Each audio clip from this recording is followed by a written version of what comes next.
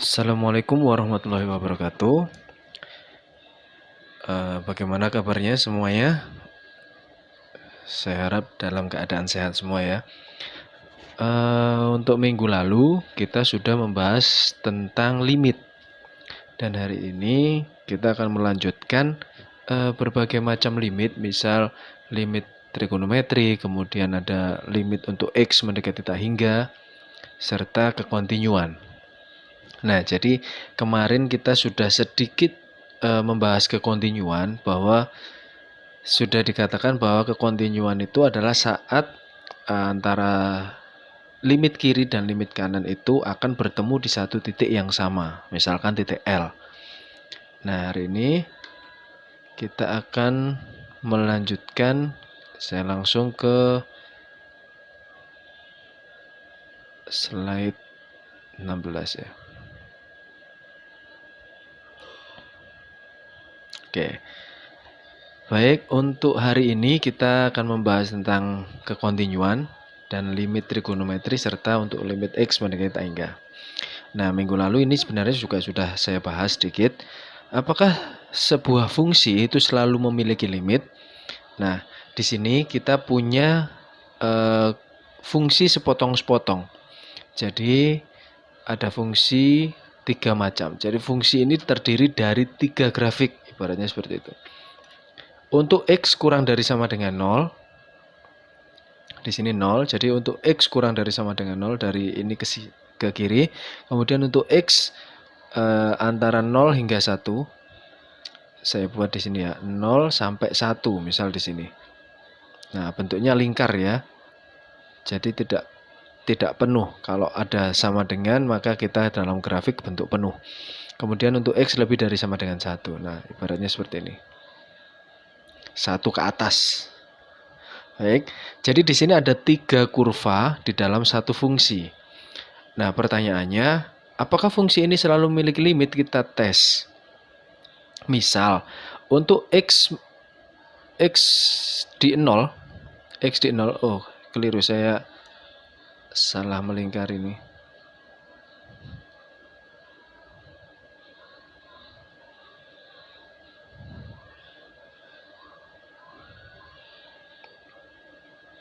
Kok nggak mau ini. Oke, untuk X di 0 misal, apakah di X sama dengan 0 ini dia bersambung atau continue? Kemudian di X sama dengan 1, apakah dia juga continue fungsinya? Jadi kita cek, kita buat limit X mendekati 0 dari kiri. Ingat ya, dari kiri tandanya negatif, kalau dari kanan tandanya positif. Jadi ibaratnya di sini ada titik 0, kita dekati dari kiri dan dari kanan. Nah, di sini adalah 0 min atau X mendekati 0 dari kiri, dan di sini X mendekati 0 dari kanan. Untuk limit X mendekati 0 dari kiri, maka kita menggunakan fungsi yang sebelah kirinya 0. Nah, untuk fungsi yang kurang dari 0, di sini tersedia fungsinya adalah X kuadrat. Untuk X kurang dari sama dengan 0. Sehingga kita tuliskan limit X mendekati 0 dari kiri untuk fungsi f(x) adalah limit X kuadrat untuk X mendekati 0. Maka langkah pertama harus kita substitusikan, kita peroleh 0 kuadrat sama dengan 0. Kemudian untuk limit X mendekati 0 dari kanan, maka kita ambil dari sini. Untuk yang lebih dari 0, yang terdekat, fungsi yang paling dekat adalah fungsi X. Karena X-nya berada di kisaran 0 hingga 1. Maka kita tuliskan seperti ini. Limit fx untuk X mendekati 0 dari kanan adalah limit X untuk X mendekati 0. Maka kita substitusikan, hasilnya 0. Nah, kita lihat limit kiri dan limit kanan ini ternyata nilainya sama, yaitu 0. Nah, dengan demikian, maka limit fx untuk X mendekati 0 ada. Nilainya adalah 0. Sehingga bisa dikatakan di 0 ini mereka bersambung atau continue. Nah, baik. Bagaimana untuk X sama dengan 1? Kita ambil di sini. X mendekati 1 dari kiri dan X mendekati 1 dari kanan. X mendekati 1 dari kiri, misal di sini 1, dari kiri dan dari kanan. 1 min dan 1 plus. Nah, mendekati 1 dari kiri, maka fungsinya adalah X. Kita substitusikan nilainya 1. Sedangkan dari kanan kita ambil X lebih dari sama dengan 1. Maka fungsinya adalah 2 plus X kuadrat. Dengan demikian saya substitusikan hasilnya menjadi 2 plus 1 kuadrat yaitu 3. Nah kita lihat bahwa limit kiri dan limit kanannya tidak sama. Artinya limit X mendekati 1 untuk fungsi X ini tidak ada. Dengan demikian untuk X sama dengan 1 mereka tidak kontinu.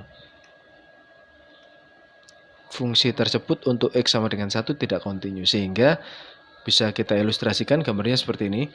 Kalau kita gambar per potongan, per sepotong-sepotong maksud saya, X kuadrat gambarnya yang berwarna hijau. Kemudian yang fungsi X yang berwarna merah. Dan fungsi 2 plus X kuadrat yang berwarna biru. Nah karena ini X kurang dari sama dengan 0, yang berwarna hijau, yang kurang dari sama dengan 0. Jadi 0 ke kiri. Kemudian 0 hingga 1 yang berwarna merah di sini. Kemudian X lebih dari sama dengan 1 yang berwarna biru. Jadi di sini gambarnya di sini bersambung karena di X sama dengan 0 kontinu, sedangkan di X sama dengan 1 tidak bersambung dan tidak kontinu. Jadi bisa kita pastikan bahwa grafiknya pasti terputus di situ. Baik, bisa dipahami ya. Nah, ada contoh yang kedua, tentukan konstanta C agar fungsi fx, fungsi sepotong-sepotong untuk 3 min cx untuk x kurang dari min 1 dan x kuadrat min c untuk x lebih dari sama dengan negatif 1 mempunyai limit. Nah, ini target kita supaya mempunyai limit untuk x sama dengan c di titik x sama dengan 1. Oke.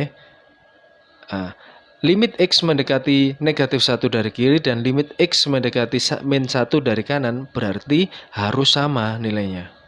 Sehingga saya ambil untuk pendekatan dari kiri, fungsi yang kita gunakan adalah 3 min Cx, kita substitusikan, kita peroleh 3 min C dikali negatif 1. Berarti hasilnya adalah 3 plus C. Kemudian untuk X mendekati negatif 1 dari kanan, kita ambil kurva X kuadrat min C. Maka kita substitusikan hasilnya negatif 1 kuadrat 1 dikurangi C. Berarti hasilnya 1 min C. Nah, karena tujuan kita adalah fungsi ini mempunyai limit di titik X sama dengan min 1, maka limit dari kiri dan limit dari kanan itu harus sama nilainya. Itu ya, bisa dipahami ya. Limitnya harus sama. Kok pulpen saya di sana. Nah, maka 3 plus C harus sama dengan 1 min C. Berarti kedua ruas saya tambahkan dengan C. Hasilnya kita peroleh 3 tambah 2C sama dengan 1. Kedua ruas saya kurangi 3, berarti 2C sama dengan negatif 2. Dan kedua ruas kita kalikan dengan min setengah. Dikalikan dengan setengah, maka kita peroleh C-nya sama dengan negatif 1. Sehingga supaya fungsi ini kontinu di titik X sama dengan min 1, maka dia harus punya limit. Dan limit kiri limit kanannya harus sama, maka C yang kita peroleh adalah negatif 1. Nah, nanti kalau ada pertanyaan silahkan ditanyakan via WA Group. Baik, ini ada beberapa latihan. Nah, latihan yang kemarin sudah kita coba dan saya kira sudah tidak ada masalah ya, karena beberapa juga sudah kita bahas juga. Nah, sekarang akan saya lanjutkan ke limit trigonometri. Nah, limit trigonometri ini sebelumnya kita sudah pernah belajar trigonometri mulai kalau angkatan Anda mungkin mulai dari SMA ya. Kalau zaman saya dulu mulai dari SMP sudah diajarkan trigonometri. Baik, perhatikan di sini. Kita ingat kembali sifat-sifat dasar trigonometri. Di sini saya punya segitiga. Saya punya segitiga yang pertama segitiga OCB. Oke, yang berwarna biru. Kemudian saya tarik dari B ini tegak lurus ke A. Nah, kemudian saya juga punya segitiga OCD yang tegak lurus di C. Oke, ini semuanya adalah segitiga siku-siku. Nah, kalau kita perhatikan di sini, segitiga OAB itu jelas lebih kecil daripada segitiga OCD. Baik. Nah, sekarang perhatikan bahwa sin X itu kalau di SMA sering diajarkan depan dibagi miring. Oke, sin X sama dengan AB per OB. Jadi sudut X ini depannya siapa? Depannya adalah AB dan sisi miringnya adalah OB. Sehingga kita peroleh sin X sama dengan AB per OB. Nah, dari sini panjang OB saya buat jari-jarinya ini bernilai 1. Oke, saya buat jari-jari bernilai 1 untuk memudahkan kita membuktikan. Nah, jadi di sini negatif 1, di sini 1, di sini negatif 1. C ini bernilai 1. Oke. Jadi koordinat titik C adalah titik 1,0. Nah, dengan demikian kalau panjang jari-jari 1, maka panjang OB ini kan juga termasuk jari-jari. Maka OB ini akan bernilai 1. Kita kalikan berarti sin X itu sama dengan AB per 1 atau sin X sama dengan AB dan AB sama dengan sin X. Nah, kemudian kita lihat segitiga satunya tan X. Saya ambil tan X. Tan X adalah kalau dulu di SMA sering dibilang depan per samping atau desa, gitu kan. Kalau sin adalah demi, biasanya gitu. Tan X adalah depan per samping. Di sini saya ambil depannya adalah CD dan sampingnya adalah OC karena OD adalah sisi miring. Oke, berarti CD per OC. Nah, dari sini kita tahu kalau OC ini adalah jari-jari dan panjangnya adalah 1. Sehingga tan X sama dengan CD. Nah, dari kedua segitiga ini saya ambil, tadi sudah kita bahas bahwa luasan segitiga OCB, luasan segitiga OCB itu akan kurang dari sama dengan juring OCB. Bisa dipahami ya? Yang disebut juring masih ingat? Nah, kalau baratnya kita makan pizza, nah inilah yang disebut juring. Oke, masih ingat ya, ini juring. Sehingga kalau kita perhatikan, segitiga OCB itu akan kurang dari sama dengan luas juring OCB. Ini kalau kurung siku ini artinya luas ya. OCB kurang dari juring OCB. Selisihnya di sini. Nah, ini selisih luasnya. Oke. Dan itu juring OCB akan kurang dari sama dengan luas segitiga OCD yang paling besar, segitiga yang berwarna merah. Oke, setuju ya kalau itu ya. Berarti jelas ukurannya lebih besar, maka luasnya lebih besar. Sehingga kalau saya ambil luas segitiga OCB adalah setengah kali alasnya OC, tingginya AB. Ya, bisa dipahami ya. Kemudian juring OCB luasnya adalah, ingat luas juring sama dengan kalau sudutnya alfa berarti dibagi 360 derajat kali luas lingkaran. Nah, kenapa harus per 360 derajat? Karena ini hanya sebagian kecil sudut, juringan sebagian kecil sudut dari total lingkaran yang besarnya 360 derajat. Jadi adalah luas perbandingan. Dan ini nilainya akan kurang dari sama dengan segitiga OCD. Nah, dari gambar ini, karena kita tadi sudah sepakat bahwa gambarnya kita gunakan gambar nyata yang ini, maka saya gunakan kurang dari, bukan lagi kurang dari sama dengan. Oke, karena kita gunakan gambar yang ada. Dari sini maka X, sudutnya kan X ya, X per 2pi, kenapa 2pi? Karena 360 derajat itu nilainya adalah 2pi. Masih ingat ya, pi adalah 180 derajat. Dikali luas lingkaran rumusnya pi r kuadrat. Di sini bisa kita kanselasi. Nah, akan kurang dari setengah OC, alasnya OC, tingginya CD. Oke. Nah, dari sini kita peroleh setengah dikali OC-nya tadi kita sepakati 1 jari-jarinya. AB bernilai sin X di sini. Kemudian ini menyisakan X per 2 kali R kuadrat. Karena kita sepakat juga jari-jarinya 1. Oke, berarti menjadi 1 kuadrat kurang dari setengah kali alasnya 1 kali CD. CD-nya adalah tan X. Nah, dari sini semuanya saya kalikan 2. Sehingga diperoleh sin X kurang dari X. Oke, kita kalikan 2 semua ya. Kurang dari tan X. Nah, tan X sendiri kita tahu identitasnya adalah sin per cos. Sehingga kalau semuanya saya kalikan, gini ya, saya kalikan dengan 1 per sin X atau dibagi sin X, maka diperoleh 1 kurang dari X per sin X kurang dari 1 per cos X. Nah, untuk X mendekati 0, saya buat semuanya saya limitkan. limit X mendekati 0 untuk fungsi 1, kemudian limit X per sin X untuk X mendekati 0 akan kurang juga dari limit fungsi 1 per cos X untuk X mendekati 0. Dengan demikian, kalau limitnya konstan menurut sifatnya, maka hasilnya tetap konstan. Limit 1 per cos X, teknik pertama adalah kita substitusikan. Dan nilai cos 0 adalah 1. Masih ingat ya? Berarti 1 dibagi 1, 1. Nah, limit X per sin X itu ternyata antara 1 sampai 1. Berarti siapa dia? Pasti 1. Bisa dipahami ya? Jika dan hanya jika diapit oleh 1 dan 1, siapa? Ya pasti 1. Maka di sini terbukti bahwa limit X mendekati 0 untuk fungsi X per sin X adalah 1. Jadi ini nilainya 1. Nah,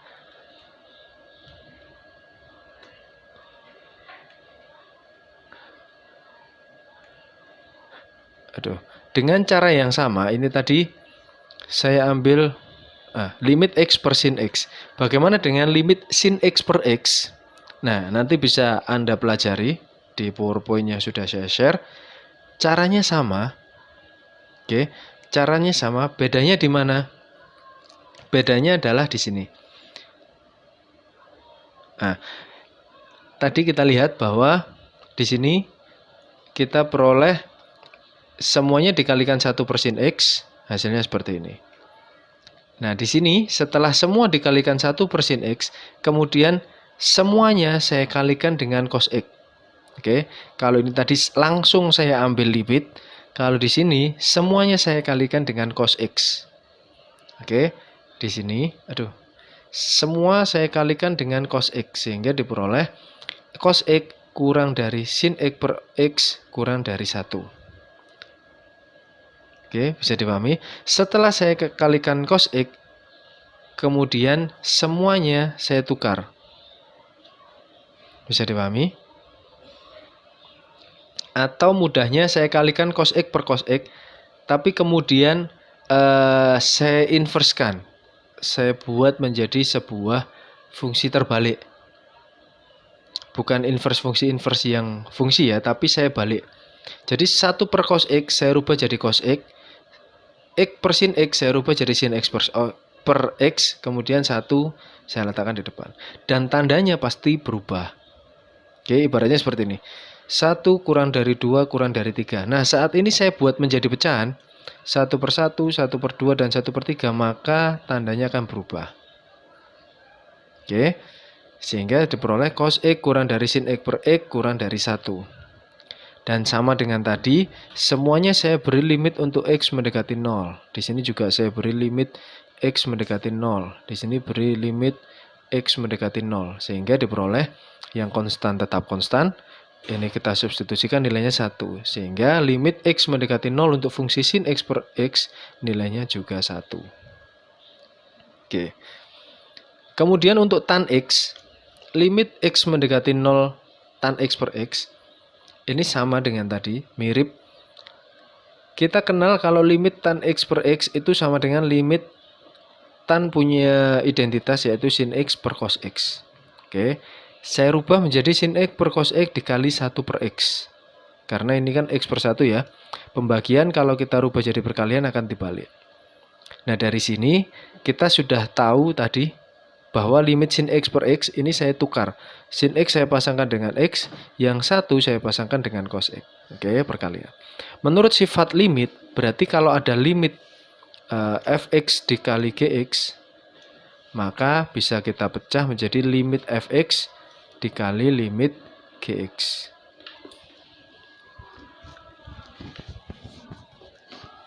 Nah, dari situ maka kita dapatkan seperti ini. Limit sin X per X sebelumnya sudah kita peroleh nilainya 1. Dan limit X mendekati 0 untuk 1 per cos X kita substitusikan nilainya juga 1. Maka 1 dikali 1 hasilnya adalah 1. Sehingga terbukti bahwa limit X mendekati 0 untuk tan X per X adalah 1. Nah, bisa juga kita buktikan limit trigonometri ini dengan teorema hukum Apit. Nah, Dari teorema hukum Apit, di sini ada misalkan fx kurang dari sama dengan fungsi gx kurang dari sama dengan hx untuk semua x di sekitar A. Namun x tidak sama dengan A. Itu yang harus diingat-ingat bahwa x-nya di sekitar A tapi tidak pas di A dan memenuhi nilai-nilai ini. Jika limit fx untuk x mendekati A sama dengan L, dan itu juga sama dengan limit hx untuk x mendekati A, maka limit x mendekati A untuk hx nilainya juga L. Nah, kalau kita gambarkan seperti ini. Fungsinya seperti ini, sudah berwarna-warni. Cos x kurang dari sama dengan sin x per x. Oke, kurang dari sama dengan 1 per cos x. Dari grafiknya seperti ini. Sehingga untuk limit x mendekati 0 dari cos x nilainya 1. Dan itu sama dengan limit untuk x mendekati 0 dari 1 per cos x. Jadi ini kita substitusikan, ini juga saya substitusikan untuk x mendekati 0, nilainya 1. Sehingga limit untuk x mendekati 0 sin x per x sama dengan 1. Nah, mungkin ada yang bertanya, loh, kok tahu Pak kalau cos x itu lebih kecil dari 1 per cos x? Kenapa seperti itu? Padahal ini gambarnya 1 per cos x itu kecil sekali kelihatannya. Tapi kalau ini kan lebar. Oke. Jadi di dalam teorema Apit ini kita harus setuju bahwa sin x per x ini ada di tengah-tengah kurva 1 per cos x dan cos x. Betul ya? Semuanya ada di tengah-tengahnya. Sin x per x. Tidak bisa ini belok kemudian nabrak gini, nggak bisa. Jadi ini sangat kecil, sebenarnya mereka tidak bertabrakan ya, seolah-olah seperti ini. Nah, terus kenapa ini nilainya kok seperti ini? Baik, mungkin Anda akan ada yang bisa menentukan bahwa, loh, untuk sebuah x tertentu nilainya 1 per cos x lebih besar. Oke, kalau Anda bisa menemukan silahkan. Saya ambil seperti ini misal, 1 per cos x kurang dari sama dengan sin x per x kurang dari sama dengan cos x. Oke. Nah, dari sini mungkin Anda ada yang protes ya tadi. Kok cos x selalu lebih kecil? Kan belum tentu. Iya, memang belum tentu. Nah, saya ambil seperti ini contoh. Kalau saya anggap ini lebih besar dari ini lebih kecil dari ini, maka bentuknya seperti ini. Nah, kemudian kalau semua saya beri nilai limit, ini limit untuk x mendekati 0 semua, maka saya substitusikan menjadi 1 per cos 0 kurang dari sama dengan sin x per x limit kurang dari sama dengan limit x mendekati 0 cos x, sehingga kalau saya substitusikan cos 0 nilainya 1 kurang dari sama dengan limit x mendekati 0 sin x per x kurang dari sama dengan 1. Dan nilainya masih antara 1 hingga 1. Berarti siapa ini? Ini juga pasti 1. Oke, ini pembuktian lain menggunakan teorema Apit. Nah, untuk apa sih tadi pembuktian-pembuktian tadi? Ini untuk membuktikan sifat-sifat dasar yang bisa kita gunakan untuk menyelesaikan limit trigonometri. Yang pertama, yang sudah kita buktikan tadi, sin x dan tan x. Nah, dengan berbagai macam perkembangan, maka sifat-sifat lain sudah bisa kita gunakan. Sehingga jika ada bentuk sin AX per AX, maka nilainya juga ikut 1.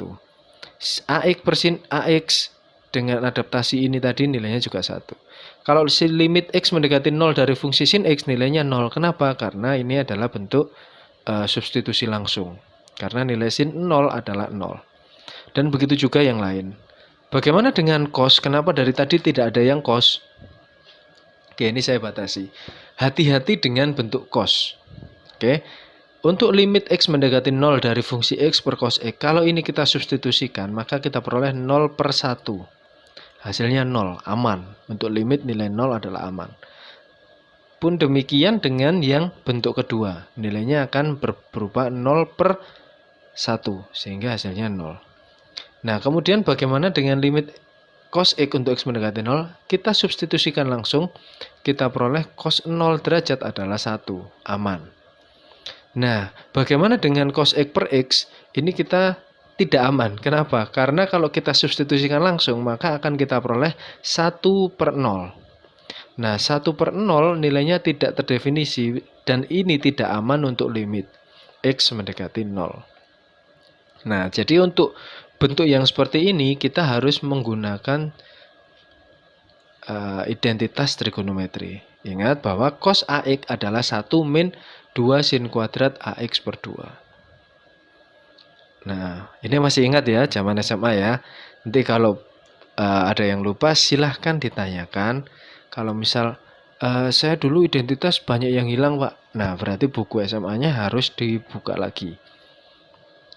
Ingat ya, dengan aturan ini berarti kan seperti ini, contoh ya. Cos 2X itu nilainya sama dengan cos X plus X. Dengan aturan trigonometri berarti kan kita jabarkan cos X plus cos X dikurangi sin X kali sin X. Maka kita peroleh cos kuadrat X min sin kuadrat X. Nah, ingat lagi identitas sin kuadrat X tambah cos kuadrat X adalah 1. Sehingga aturan yang pertama dari bentuk ini kita masukkan ke sini, kita substitusikan, bisa menjadi cos 2X sama dengan 1 min 2 sin kuadrat X. Nah, ini yang kita pakai. Atau bisa juga cos 2X sama dengan 2 cos kuadrat X min 1. Bisa. Tapi nanti akan ketemu cos lagi dan itu akan berbahaya. Kenapa seperti itu? Nah, dan aturan ketiganya seperti ini. Yang aman adalah sin dan tan. Dengan cos ini kita harus berhati-hati. Gitu ya. Nah, ini ada beberapa latihan akan saya contohkan.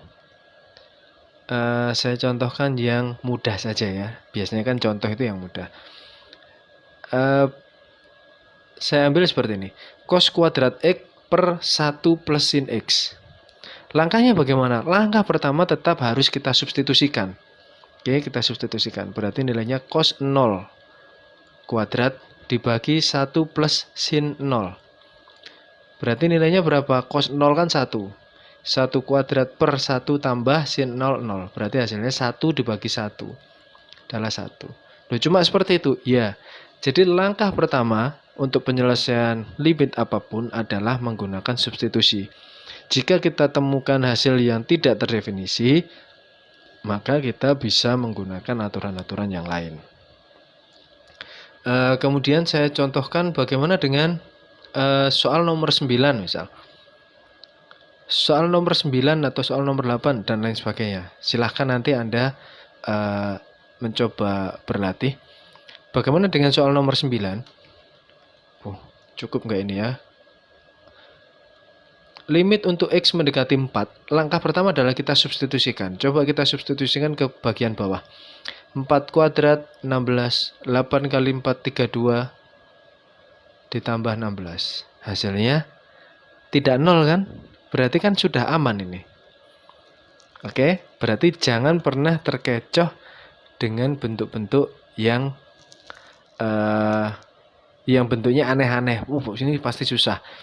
Jadi jangan pernah tertipu dengan bentuk soal karena langkah pertama kita harus mengerjakan menggunakan substitusi. Berarti di sini kita peroleh hasilnya 1 min cos 8 per 64 dan ini bisa kita selesaikan dengan kalkulator.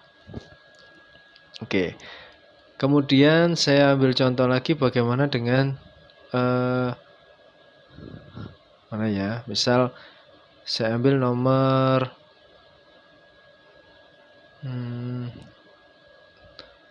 nomor 8 lah. Nomor 8, ini bagaimana menyelesaikan? Ini kan sama bentuknya. Kita coba dulu, X mendekati 1 kita substitusikan. 1 kuadrat 1 ditambah 1 dikurangi 2. Nilainya 0 per 0, berarti tidak terdefinisi. Berarti ini harus kita kerjakan dengan cara yang lain. Nah, menurut sifatnya, ini bisa kita pisah karena dia perkalian di sini. Kita pisah menjadi fx dikali gx. X kuadrat plus x min 2 per x kuadrat plus x min 2 dikali limit x mendekati 1 untuk sin x min 1 per x kuadrat plus x min 2. Oke, yang ini jelas nilainya 1 karena bisa kita kanselasi limit x mendekati 1 dari 1. Oke, ini 1 ya nilainya ya. Bagaimana dengan yang kanan? Yang kanan kita faktorkan. Sin x min 1 per. Faktor dari ini adalah x min 1 dikali x plus 2. Nah, di sini ada bentuk perkalian. Berarti bolehkah saya pisah? Boleh. Kita pisah kembali. Limit X mendekati 1 dari 1 dikali limit X mendekati 1 dari sin X min 1 per X min 1 dikali limit X mendekati 1 dari 1 per X plus 2. Hasilnya bagaimana? Limit konstan nilainya tetap konstan. Limit sin A per A. Oke. Nah, tapi kan ini X mendekati 1, Bapak. Betul. Harusnya ini kan X mendekati 0 dulu. Karena ini X mendekati 1, berarti boleh kita, kalau saya jabarkan di sini ya. X mendekati 1. Berarti kalau ibaratkan ini X min 1 mendekati 0. Seperti ini ya. Nah, dari sini maka ini bisa kita misalkan menjadi A misal. Oke, kalau X mendekati 1, maka X min 1 pasti mendekati 0. Betul ya?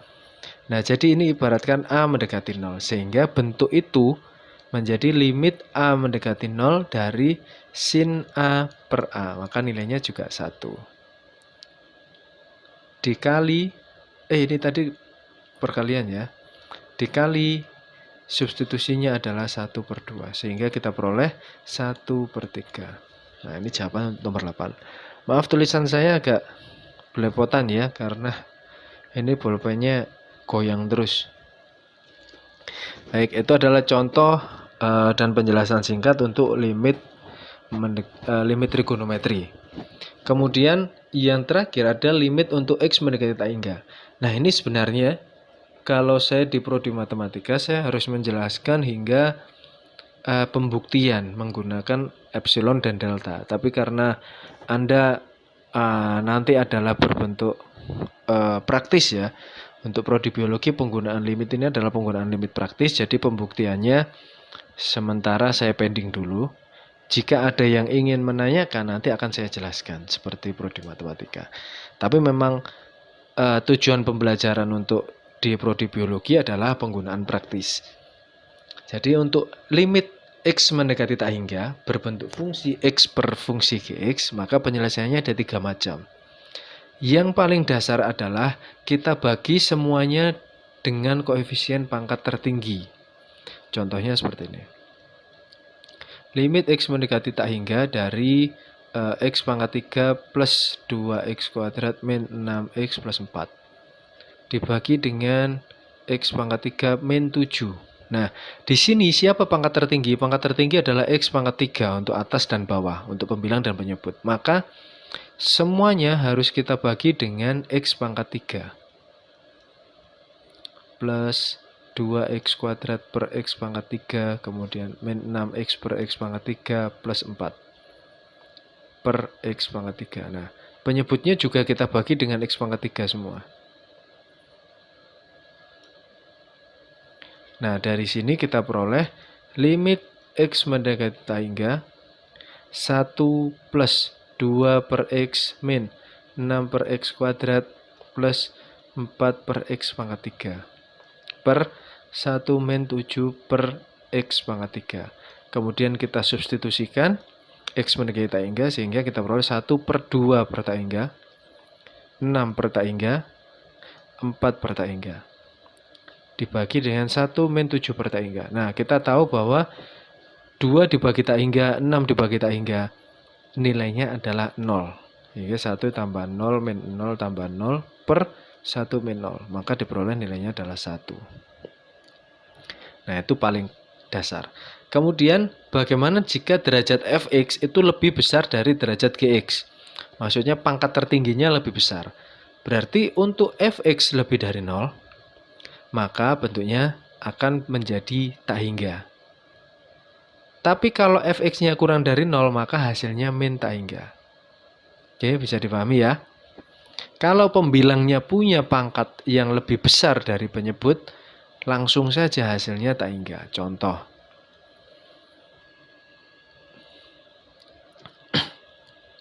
X pangkat 3 min 2 per X kuadrat. Contohnya seperti ini. Ini berbentuk positif dan derajatnya lebih besar daripada derajat penyebut. Maka hasilnya adalah tak hingga.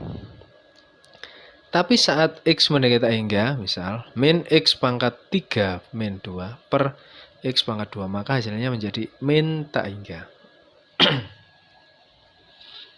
Nah, dan sebaliknya, jika derajat fx kurang dari derajat gx, jika penyebutnya memiliki pangkat yang lebih tinggi, maka hasilnya adalah 0.